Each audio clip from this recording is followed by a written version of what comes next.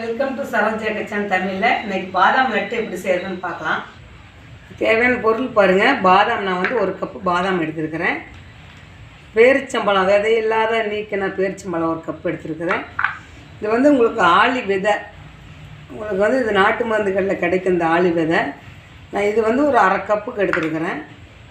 உணர்ந்த திராட்சை 1 கப்பு, வேர்க்கடலை, எள்ளு, நாட்டு சக்கரை, ஏலக்காய். அடுப்பத்தை வச்சுக்கலாம். வச்சு இந்த மாதிரி ஒரு கடாய் வச்சுக்கோங்க.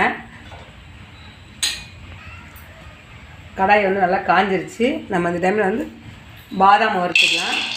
எண்ணெயெல்லாம் சேர்த்துக்க வேண்டாம், ஏன்னா உங்களுக்கு இதுலேயே எண்ணெய் இருக்கிறதுனால அது ட்ரையாக தான் வறுக்கணும்.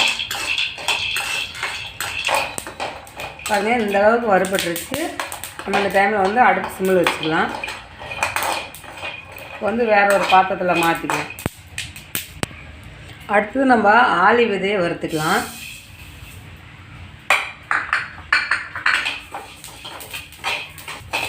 பாருங்கள் எப்படி பொரியுது. ஏன்னா அது ஆளி விதை வந்து உங்களுக்கு சீக்கிரம் பொரிஞ்சிடும். எல்லாமே தனித்தனியாக தான் வறுக்கணும். அந்த ஆளி விதையெல்லாம் நீங்கள் அப்படியே பசங்களுக்கு கொடுத்தீங்க அப்படின்னா சாப்பிட மாட்டாங்க. இந்த மாதிரி ஒரு லட்டாக செஞ்சு கொடுக்கும்போது உங்களுக்கு வந்து பசங்க சாப்பிடுவாங்க. இது நல்ல இரும்பு சத்து உள்ளது இந்த ஆளி விதை. பார்த்தீங்களா, பொரியல் சவுண்டு கம்மியாயிருச்சு. இப்போ இந்த டைமில் எல்லாமே பொரிஞ்சிச்சு அப்படின்னு நம்ம வேறு ஒரு பாத்திரத்தில் மாற்றிக்கலாம். அடுத்து வந்து நம்ம வேர்க்கடலையை வறுத்துக்கலாம். நீங்கள் எல்லாமே தனித்தனியாக தான் வறுக்கணும்.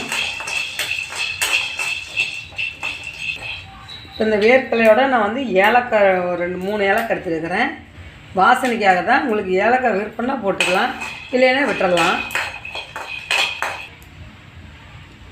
அடுத்தது வந்து எள்ளு வறுத்துக்கலாம்.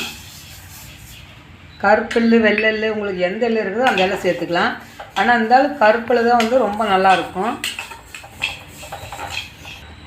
நான் வந்து முந்திரி சேர்த்துக்கிறேன். உங்களுக்கு முந்திரி வேண்டான்னா விட்டுறலாம், இல்லை முந்திரி சேர்த்துக்கிறவங்க முந்திரி சேர்த்துக்கலாம்.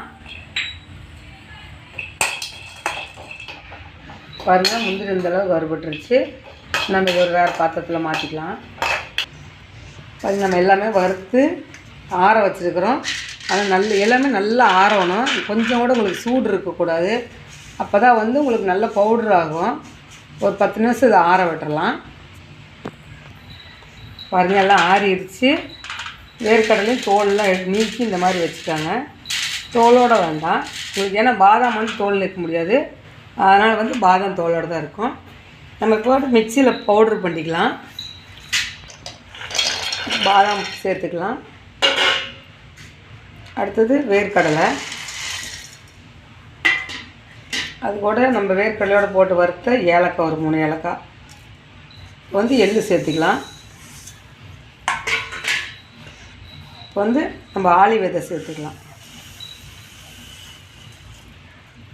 இதெல்லாம் சேர்த்து நல்லா கொஞ்சம் கொரன்னு அடிச்சுக்கலாம்.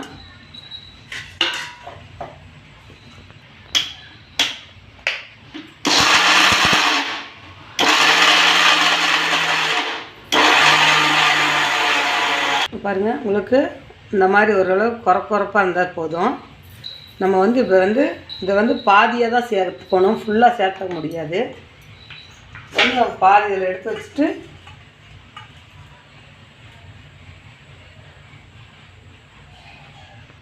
நம்ம இந்த டைமில் வந்து பாதி பேரிச்சம்பழம் சேர்த்துக்கலாம். ஏன்னா இது வந்து ஃபுல்லாக போட்டு அடிக்க முடியாது.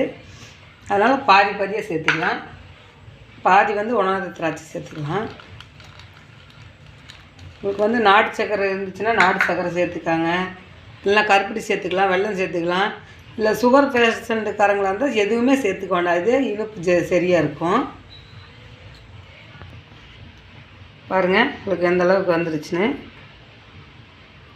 இப்போ வந்து நம்ம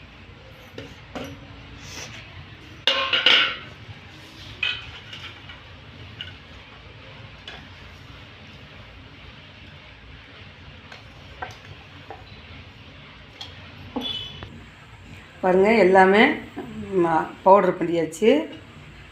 இப்போ வந்து நம்ம சைஸாக உருண்டை பிடிச்சிக்கலாம்.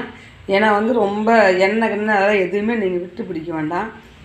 உங்களுக்கு வந்து இந்த மாதிரி அதில் உள்ள இருக்கிற பசப்பே உங்களுக்கு வந்து ஒரு நல்ல லட்டு சைஸ் வந்துடும். உங்களுக்கு வந்து சைஸ் சின்னதாக பிடிச்சிக்காங்க.